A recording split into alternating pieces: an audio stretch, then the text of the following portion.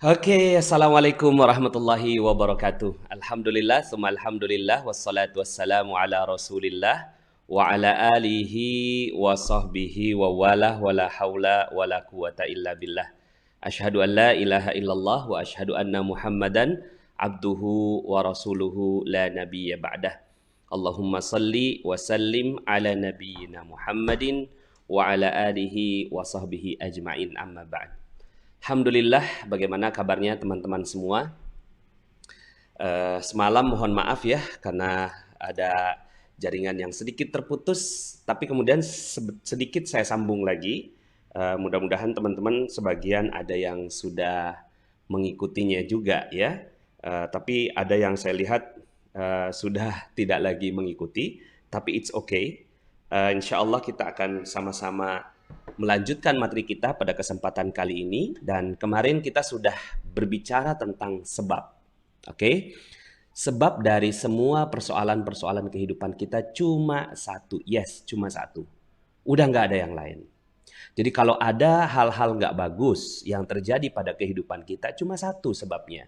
Dosa. Udah nggak ada yang lain. Maka kita sepakati dulu di sini. Ya, harmonisnya keluarga. Kenapa kok nggak harmonis? Ya karena dosa.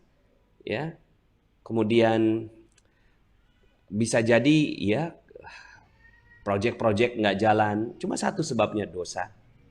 Oke, amanah-amanah yang nggak lunas-lunas, cuma satu sebabnya karena dosa. Nah, pertanyaan berikutnya adalah bagaimana caranya kita melepaskan dosa-dosa itu, kan gitu. Saya sudah juga mendapatkan beberapa pertanyaan pada kesempatan kali ini, ya. Bagaimana caranya Pak Nas ya supaya kita bisa meninggalkan dosa-dosa itu? Bismillah, insya Allah kita akan lakukan perlahan-lahan, dan memang ilmu magnet rezeki adalah ilmu membuka perisai itu, ya.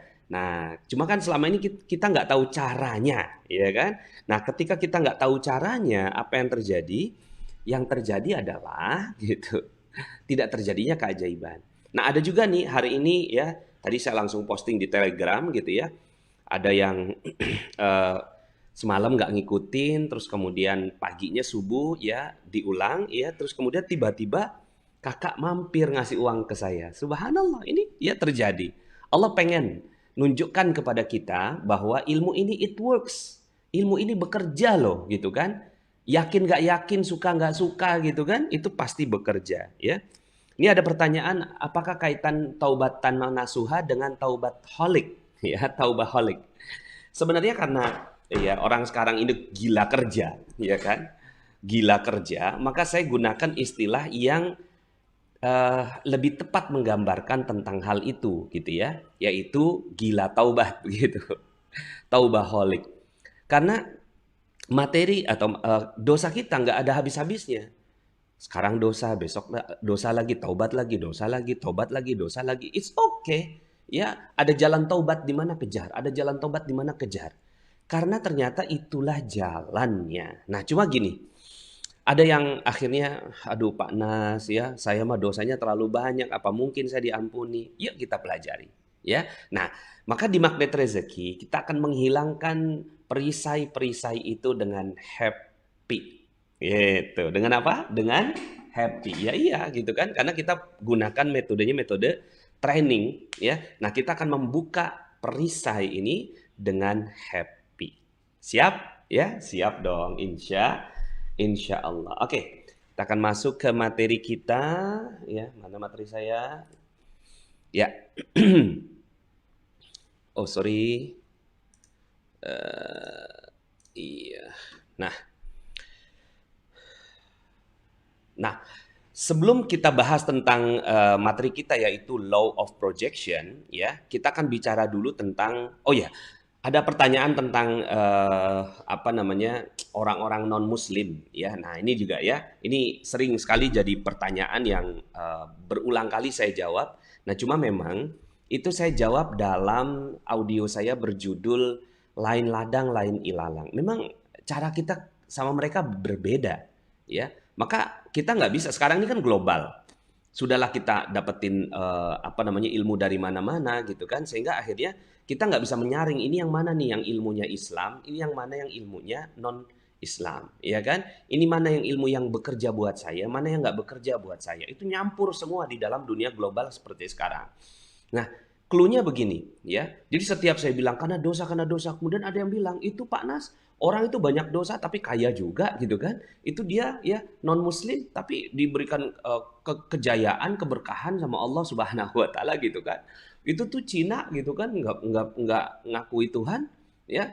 Tapi kemudian dia apa kaya raya tuh gitu kan. Nah, yuk sama-sama kita pelajari dalam audio itu. Nanti teman-teman silakan didalami ya. Saya sekarang ini cuma sekilas karena materi kita banyak banget gitu ya. Jadi gini, orang yang nggak kenal Tuhan, orang yang nggak kenal Tuhan sepanjang hidupnya, mereka berbuat zolim, nggak kenal Tuhan ya. Ya, dalam Al-Quran disebutkan inna syirka la zulmun azim. Sesungguhnya orang yang syirik kepada Allah itulah kezaliman yang besar. La zulmun azim. Jadi azim nih ya, kezaliman yang agung ya, tinggal di bumi Allah tapi nggak ngakui Allah. Itu kan kezaliman. Mereka sepanjang hidupnya orang non muslim ini, mereka ya orang yang nggak kenal Tuhan, ya mereka berbuat zalim kepada Allah. Tapi pernahkah mereka berbuat baik? Yes, pernah. Ya, ngasih makan kucing, ngasih makan anjing, nyebrangin nenek di jalan, bikin handphone seperti ini. Sistem ini kan orang-orang yang nggak kenal Tuhan. Nah, mereka telah berbuat baik. Dan Allah maha membalas perbuatan baik. Karena itu sifatnya Allah. Allah nggak mungkin ada orang berbuat baik siapapun dikasih. Cuma Allah nggak mau balas di akhirat. Kenapa? Karena di akhirat tempat mereka adalah neraka. Begitu. Akhirnya dibalasnya di mana? Di dunia. Jadi jangan heran kalau seandainya ada orang-orang yang nggak kenal Tuhan, terus kemudian mereka diberikan kejayaan. Tapi itu sementara doang. Ya kayak Fir'aun gitu kan, diberikan kekayaan 400 tahun. Tapi itu kan sementara. Ya, dan itu sepanjang hidupnya kaya terus kan. Ya, kan begitu. Ya. Nah, jadi itu orang yang nggak kenal Tuhan. Sepanjang hidupnya berbuat jahat, tapi pernah mereka berbuat baik. Perbuatan baik itulah yang dibalas oleh Allah Subhanahu wa taala. Nah, sementara kita ini sepanjang hidup kita berbuat baik. Asyhadu an la ilaha illallah. Nah, kalimat yang paling agung adalah pengakuan kepada Allah Subhanahu wa taala. Sepanjang hidup kita berbuat baik. Kita sholat, kita ulangi lagi ya, sehari 5 kali, bahkan ditambah dengan yang sunnah gitu ya. Tapi pernahkah kita berbuat salah, zolim, khilaf, dusta, ya, alpa? Pernah. Dan Allah maha membalas. Nah, ini juga sifatnya Allah. Sifatnya Allah adalah Allah maha membalas perbuatan yang nggak bagus. Itu persoalannya. Sehingga akhirnya ya dibalaslah orang-orang yang muslim itu ya kejahatannya. Dibalasnya di mana? Ya, ya kalau seandainya di dunia udah cukup tuh gitu kan, kezolimannya, dosanya segala macam habis, langsung habis itu masuk surga. Tapi kalau belum cukup ya masih masuk lagi ke dalam neraka. Memang sifatnya neraka gitu, nyuci gitu kan. Makanya dalam surga itu ada kelompok orang-orang yang namanya al-jahanamiyun ya, orang-orang yang alumni neraka gitu kan. Nah, kan kita pengennya nggak jadi al-jahanamiyun, kita nggak jadi orang yang dicelup dulu ke neraka gitu kan, baru masuk surga, enggak, tapi ketika mati langsung masuk surga, kan gitu pengennya. Maka orang-orang yang seperti itu dosanya dicuci di dunia. Itu dia. Dosanya dicuci di dunia. Nah, maka ya wajar durhaka sama orang tua, ya bisnis habis. Ya, mentang-mentang udah jadi direksi, tiba-tiba gitu kan ada telepon masuk gitu kan, lagi rapat direksi, ya ibu gitu kan, ya ibu lagi rapat nih, taninut tutup gitu kan, ya terus kemudian telepon lagi, ya ibu palingan ngomongin gigi palsu gitu kan, tutup lagi gitu kan, ya dia ngerasa bahwa dia sedang berbisnis. Ini kan saya lagi rapat gitu loh sama orang-orang penting, investor lagi mau nanemin dana gitu kan. Telepon lagi si ibu, langsung dimatiin lagi gitu. Nun di sana ada seorang ibu yang netesin air mata. Seorang ibu nih netesin air mata. Tes. Tega banget anakku ya. Ini udah jam 5, ibu belum makan. Mau nanyain gigi palsu di mana? Kan gitu tuh. Bener gigi palsu. Yang tahu cuma si anak yang direktur itu. Satu tetes air mata. Ini kan dosa yang kita nggak pernah tahu. Kita nggak tahu ternyata ada tes gitu loh. Ya. Dan itu apa yang terjadi? Seluruh proyeknya ditutup oleh Allah Subhanahu wa Ta'ala. Dan itu yang terjadi pada saya. Nggak persis seperti itu kisahnya gitu ya. Tapi itu yang akhirnya diperlukan keberanian bagi kita untuk mengakui bahwa semua persoalan kehidupan kita dimulai dari dosa yang ada dalam diri kita. Nah, kalau kita udah tahu itu, ya, maka ngebukanya kita jadi mudah gitu loh. Jadi kalau ada yang tanya, Pak Nas bagaimana cara membukanya gitu? Satu, sadar dulu harus dibuka kan gitu. Gimana kita bisa buka pintu kalau kita nggak mau buka pintunya? Iya nggak? Ya, kita nggak tahu nih gitu kan? Gimana ya cara buka pintu? Oh, mau buka pintu adalah tahapan paling dasar dalam pembukaan pintu kan gitu. Begitu juga membuka perisai. Ketika membuka perisai kita harus siap gitu loh bahwa oh iya benar. Oke, iya, iya. Ya kenapa piutang nggak kebayar, kenapa utang nggak lunas-lunas, kenapa kok ada konflik dan seterusnya. Oke, karena dosa saya. Kenapa kena COVID? Udah nggak ada yang lain, saya dosa gitu. Jadi udah nggak ngelihat yang lain gitu. Nah, untuk menjelaskan itu, maka kita perlu materi yang kedua ini, yaitu ya ini materi tambahan ya, dunia kuantum. Ya, materi ini penting, materi ini penting sekali untuk menjelaskan tentang kok bisa sih terjadi keajaiban gitu kan? Kok bisa sih terjadi keajaiban? Nah, begini, dunia kuantum tuh dalam setiap realita itu selalu ada dua sisi kuantum. Sisi mana yang Anda pilih akan menjadi nasib Anda. Ya, simpen dulu kalimat ini. Dalam setiap realita itu selalu ada dua sisi kuantum. Sisi mana yang Anda pilih akan menjadi nasib Anda. Kita akan kembali ke peribahasa itu, ya. Nah, tapi kita bahas ini dulu. Oke? Saya mau tutup ini saya dulu sebentar. Ya, supaya cakep. Nah,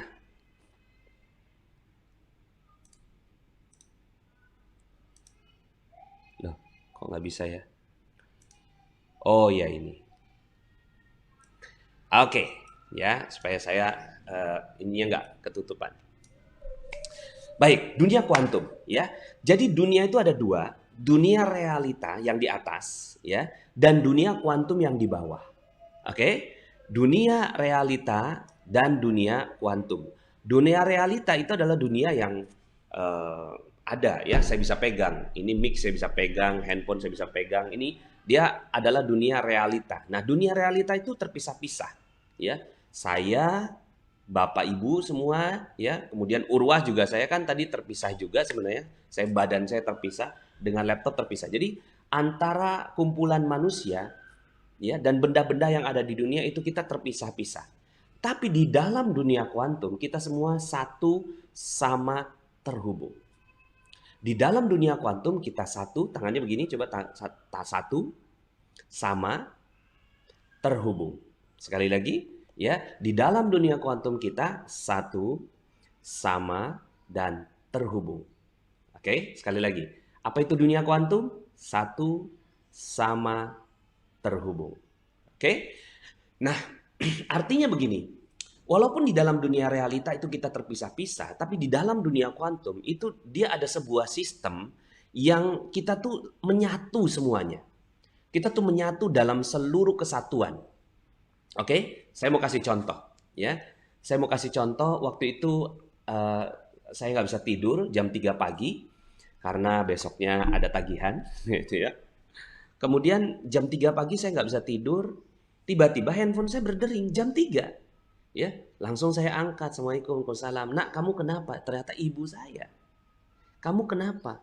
Kok Umi nggak bisa tidur? Mikirin kamu. Berarti kamu lagi ada persoalan ya? Loh, kok Umi tahu? Ya iyalah nak. Umi kan ibu kamu gitu. Umi nggak bisa ngerasain apa yang kamu rasakan. Kagetlah saya. Itu jarak kita terpisah 40 kilometer. Kemudian ibu saya ya kasih nasihat ke saya, kemudian kasih doa gitu kan. Langsung saya bisa tidur. Ya. Nah sekarang saya mau tanya, kok bisa? Secara dunia realita, saya dan ibu saya terpisah 40 kilometer. Secara dunia realita. Tapi di dalam dunia kuantum, saya dan ibu saya itu satu, sama, dan terhubung. Dan itu ternyata bukan hanya kepada seorang ibu. tapi juga kepada semuanya. Contohnya, ada contoh nih ya, ada seorang jamaah saya duduk persis di depan Ka'bah, ya, duduk persis di depan Ka'bah. Lalu kemudian dia berpikir, enak banget ya kalau ngelihat orang lain lalu lalang ngambil air zam-zam. Dia kalau berdiri nanti tempatnya diambil. Akhirnya dia berkorban, udahlah saya mau duduk sampai Isya, nanti habis Isya baru mau ngambil air zam-zam. Tiba-tiba, ujuk-ujuk, mak berduduk, suddenly, orang di sebelahnya orang Mesir, berdiri. Langsung jalan gitu kan. Dia ngambil air zam-zam dua gelas, kemudian yang satu gelasnya dikasih ke jamaah saya. Minum, kata dia. Kok bisa? Ya, kok bisa? Apa yang terjadi pada saat itu? Di dalam dunia realita, yang satu orang Jawa, yang satu orang Mesir. Di dalam dunia realita, terpisah-pisah. Tapi di dalam dunia kuantum, itu semua satu, sama, dan terhubung. Nah, ini untuk menjelaskan tentang realita yang terjadi, ya, keajaiban yang terjadi. Nah, dunia realita ini dunia logika yang selama ini kita agung-agungkan. Dunia kuantum itu adalah dunia keajaiban. Oke? Jadi dunia keajaiban itu hanya terjadi di dalam dunia kuantum. Dalam dunia realita nggak ada keajaiban. Yang ada keajaiban itu adalah di dalam dunia kuantum. Nah, sekarang pertanyaannya, Anda kan mau, ya, mau nggak? Mau dong pasti. Mau hidupnya ajaib. Lalu bagaimana caranya? Piye caranya? Ya, caranya adalah masukkan diri ke dalam dunia kuantum sehingga kita satu, sama, dan terhubung dengan semua yang ada di alam. Sekali lagi saya ulang. Kita kan mau ajaib, ya enggak? Nah, bagaimana caranya? Piye caranya? Ya kan? Bagaimana caranya? How to get miracle. Bagaimana caranya untuk dapatkan keajaiban? Simple. Masukkan saja diri kita ke dunia kuantum. Karena di dalam dunia kuantum kita semua satu, sama, terhubung, sehingga apapun yang kita mau itu ada. Nah, orang yang Jawa tadi, yang satu bahasa Jawa, ya, yang satu bahasa Jawa, yang satu bahasa Mesir, ya. Coba seandainya mereka berbicara di dalam dunia realita, berapa lama keajaiban itu akan terjadi? Lama, betul nggak? Ya, nggak sebentar kalau seandainya kalau kita mau, ya, menyelesaikan semua persoalan dalam dunia realita. Makanya minus 21 miliar, minus 21 miliar yang saya alami, hutang atau amanah saya 21 miliar, itu kalau pakai logika, pakai realita, itu lama sekali, nggak sebentar. Tapi ternyata ada caranya supaya kita masuk dalam dunia kuantum. Itu dulu. Nah, sebenarnya Anda pernah loh berada dalam dunia kuantum seperti ini. Pernah Anda berada dalam dunia kuantum. Kapan? Pernah nggak Anda itu lagi ngomongin orang, tapi ngomongin orang yang baik gitu loh. Itu Zahra ya, baik hati, cantik, dermawan, dan tidak sombong. Tiba-tiba, ujuk-ujuk mak berdunduk, itu Zahra datang. Pernah nggak ngalami seperti itu? Atau jangan pernah deh pertanyaannya. Ya, siapa yang belum pernah mengalami kejadian seperti itu? Pasti nggak ada yang bisa jawab. Saya berkali-kali berkeliling dalam berbagai seminar. Ya, peristiwa. Siapa yang belum pernah mengalami peristiwa itu? Nggak ada yang angkat tangan. Ribuan peserta. Nggak ada yang angkat tangan. Artinya, semua sudah pernah mengalami kejadian seperti itu tiba-tiba. Iya kan? Tiba-tiba, ujuk-ujuk. Berarti ada loh yang hidup yang tiba-tiba itu ada. Maka ketika Nabi Sulaiman memerintahkan kepada Asif bin Barkhiyah tarik itu, istana Ratu Bilqis ada. Di mana? Di dunia kuantum. Ya sama kayak handphone ini handphone ini keajaiban. Handphonenya udah ajaib, ininya belum ajaib. Ininya belum ajaib gitu loh. Handphonenya udah ajaib. Kan sayang. Ini kan gitu ya. Dia kan pakai signal, pakai sinyal. Ya, signal. Ya. Pakai signal. Signal kelihatan nggak? Sinyal kelihatan nggak? Enggak. Dulu orang kalau mau nonton siaran Piala Dunia harus pergi ke Moskow. Kemarin kan baru tuh ya Piala Dunia Moskow. Harus pergi ke Moskow naik pesawat ya, bayar tiket, terus kemudian baru bisa menonton. Tapi sekarang ini gitu kan hanya dengan jentikan jari, ya, itu bisa menonton itu. Itu di mana kejadiannya? Di dunia kuantum. Nah, dalam Al-Quran, Allah sebutkan, jika Rabbmu menghendaki, tentu dia jadikan manusia umat yang satu, sama, dan terhubung. Tapi mereka selalu berselisih pendapat. Nah, di sini dapat kita clue-nya. Kan ada yang tanya tadi tuh, bagaimana caranya? Ternyata ada perselisihan pendapat, artinya frekuensinya nggak sama. Ya tentu kalau seandainya frekuensi kita nggak sama, nggak akan pernah bisa sambung gitu kan. Ya, kita mau dengerin 100 FM radio, tapi yang kita putar 20 FM, ya nggak nyambung dong. Ya, intinya sih dia harus satu, harus sama, dan harus terhubung. Simpen dulu, karena ini nanti akan membangun pemikiran kita bahwa ternyata oh iya bisa loh kita menciptakan keajaiban. Ya, sesungguhnya Allah menciptakan kau berbangsa-bangsa dan bersuku-suku agar kamu saling mengenal. Lita'arofu. Mengenalnya di mana? Satu orang Jawa, satu orang Mesir, ya enggak? Tapi mereka mengenal dalam dunia kuantum. Bahasanya tuh udah bahasa apa ya? Mereka tuh udah nggak berbahasa dengan fisik, dengan literasi bahasa, tapi mereka pakai bahasa, oh ya, bahasa kuantum namanya, gitu kan? Ya. Nah, Anda juga bisa melakukan penjualan itu, ya. Saya jual dinar dalam 2 menit itu pakai bahasa kuantum, gitu kan. Surat apa itu? Surat 11 ayat 118. Yang berikutnya adalah 49 ayat 13. Nah, jiwa orang mukmin laksana ruh yang berbaris rapi, ka'annaka ruhun junudun mujannada. Jadi waktu itu ada satu peristiwa, ya, saya ngelihat di laptop saya nih, gitu kan. Loh, kok ada tanah kosong di belakang rumah kontrakan saya? Tanah kosong, gitu ya, di Google Map. Kemudian saya bilang gini, gitu kan, saya kan punya ilmu magnet rezeki. Nah ini nih, nanti Anda akan pakai cara ini. Siap nggak? Siap ya? Ya, ini kok ada tanah nih di belakang rumah kontrakan saya. Saya kan punya ilmu magnet rezeki. Ya, kemudian akhirnya Bismillah, insya Allah tanahnya akan datang pada saya. Bener, Pak Lurah datang. Pak Nas mau beli tanah nggak? Boleh Pak, di mana Pak? Di situ tuh. Oh itu yang saya lihat di Google Map. Boleh nggak Pak saya diantarin ke pemilik tanahnya? Datanglah saya ke pemilik tanahnya. Pak Haji, tanahnya mau dijual? Iya emang. Cuma gue kagak tahu nih sertifikatnya di mana. Loh kok gitu Pak Haji? Iya satu lemari sertifikat semua. Gue kagak paham yang lu maksud yang mana. Kaget saya. Di ini Pak Haji, gitu kan saya bilang di Beji Timur, gitu kan. Oke deh, lu datang lagi deh minggu depan ya, kata si Kiai itu. Kata si Pak Haji itu. Datanglah saya minggu depannya. Sudah disiapkan 18 sertifikat di atas meja. Kemudian dia bilang gini, lu bawa deh semua. Bawa Pak Haji. Bayarnya gimana? Gitu. Saya tuh nanya bayarnya gimana tuh pola pembayaran, harga gitu kan. Dia balik nanya, emang lu punya duit? Waktu itu saya umur 28 tahun, masih awam sekali dalam berbisnis. Gitu kan. Emang lu punya duit? Ditanya begitu gemeteran saya. Mau jawab punya, takut bohong dosa. Mau jawab nggak punya, nanti dia kagak ngasih gitu kan.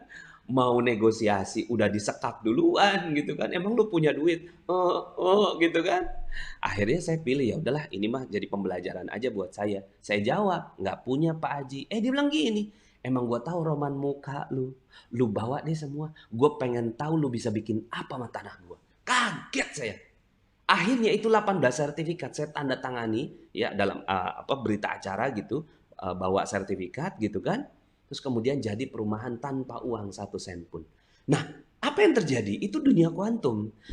Kepala saya berpikiran, nah ini ada frekuensi kepada tanah di dalam Google Map, ya kan? Di Google Map. Terus kemudian Google Map ini juga energi. Terus kemudian nyampein itunya ke tanah yang ada di real fisiknya. Real fisiknya itu nyampein frekuensinya kepada si Pak Haji, gitu kan? Melalui Pak Lurah. Itu semua satu, sama dan terhubung. Kemudian setelah itu, Pak Haji itu entah kenapa, dia diberikan rasa untuk memberikan tanah itu tanpa uang 1 sen pun. Nilainya 2 miliar. Tanpa uang 1 sen pun. Saya bilang, wah ini satu lagi kejadian nih gitu kan. Apa yang dikatakan Kiai ajaib gitu. Jadi ternyata bisa keajaiban itu. Syaratnya adalah kita berada di dalam dunia kuantum. Oke ya, simpen dulu itu. Karena itu adalah satu hal yang sangat penting nantinya. Bahkan bukan hanya manusia yang satu, sama dan terhubung. Tapi tidak ada seekor binatang pun yang ada di bumi. Dan burung-burung yang terbang dengan kedua sayapnya. Melainkan semuanya merupakan umat-umat juga seperti kamu. Jadi semua bisa kita tarik. Ya, kesehatan bisa kita tarik. Iya enggak? Kesehatan bisa kita tarik, kekayaan bisa kita tarik. Ya tadi itu, zam-zam itu sederhananya zam-zam. Nah, itu gimana sih? Kan gini awalnya si orang Jawa ini menyampaikan energi. Zam-zam gitu kan? Nah, ini kan energi dia. Zam-zam. Nah, ini energi, sebutir energi ini. Makanya disebut sebagai kuantum. Nanti kita akan bahas energi itu kayak apa. Zam-zam. Terus kemudian sebutir energi ini Allah titip tanam di mana? Di orang Mesir. Orang Mesir ini lagi zikir kan subhanallah, subhanallah, subhanallah. Kan gitu. Langsung dia gitu kan seperti ada remote. Dia diremote oleh seorang Jawa ini ngambil air zam-zam, silahkan minum gitu kan. Si orang Jawa ini tidak sadar. Bayangkan kalau seandainya kita sadar melakukan ini. Sadar melakukan ini, subhanallah. Anda bisa melakukan apapun, Anda bisa remote apapun, Anda bisa tarik apapun.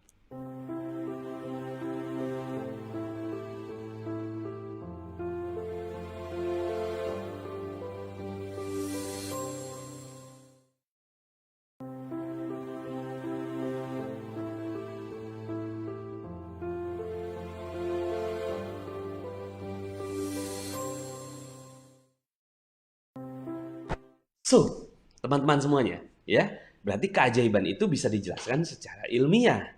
Oke? Nah, penjelasan ilmiahnya bagaimana? Nah, ini seperti ini, ya. Jadi, ini dunia kuantum. Benda secara umum, ya kan? Ini ada begini cara nunjuknya bagaimana? Gini ya. Nah, dunia kenyataan itu terdiri dari benda. Saya benda, Anda benda, kamera benda, ya, internet benda, ya, air benda, ya, benda. Di balik benda ada molekul. Molekul ini gitu ya, ada molekul H2O kalau dalam air gitu kan. Di balik molekul ada atom, atom H, atom O gitu kan. Nah, terus kemudian di balik atom H itu ada yang namanya ion, partikel, ya kan? Partikel.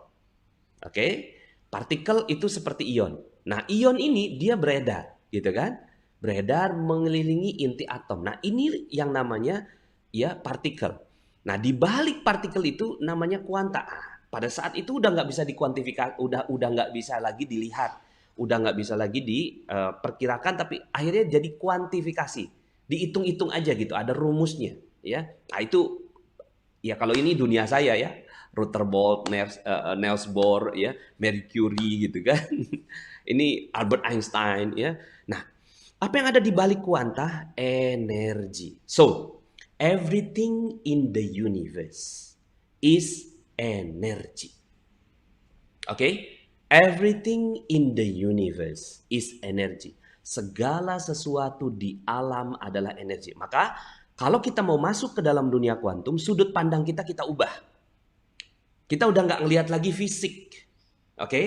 Kita udah nggak ngelihat lagi fisik terhadap segala sesuatu, tapi yang kita lihat tuh energinya, oke? Okay? Jadi nanti sepanjang materi berikutnya itu kita hanya ngomongin energi, energi, energi, energi gitu. Sepanjang materi berikutnya, oke? Okay? Cerna dulu, nggak usah oh, ini apa sih maksudnya apa? Pokoknya everything in the universe is energy. Di balik energi itu ada yang namanya super energy. Super energy itulah kekuatannya Allah Subhanahu wa taala yang kita nggak bisa akses. Kita akses ya cuma yang ini aja, yang dunia energi. Oke? Nah, di balik itu ya ada super energi ini ya. Nah, ini adalah dunia benda secara umum. Nah, benda secara umum itu dia bisa dikendalikan. Siapa yang mengendalikan? Yang mengendalikan adalah ya. Coba tangannya begini, ya. Tangan begini. Yang mengendalikan adalah tangannya begini. Sekarang tunjuk diri Anda. Yes. Anda yang mengendalikan energi yang ada di alam. Anda dikasih power untuk itu. Coba tangannya begini lagi. Dari Allah, Allah titip ya penguasaan energi itu pada saya. Dari Allah ya, energi itu dikuasakan kepada saya. Dari Allah, kemampuan untuk mengelola energi itu diberikan kepada saya. Yes, itu dia.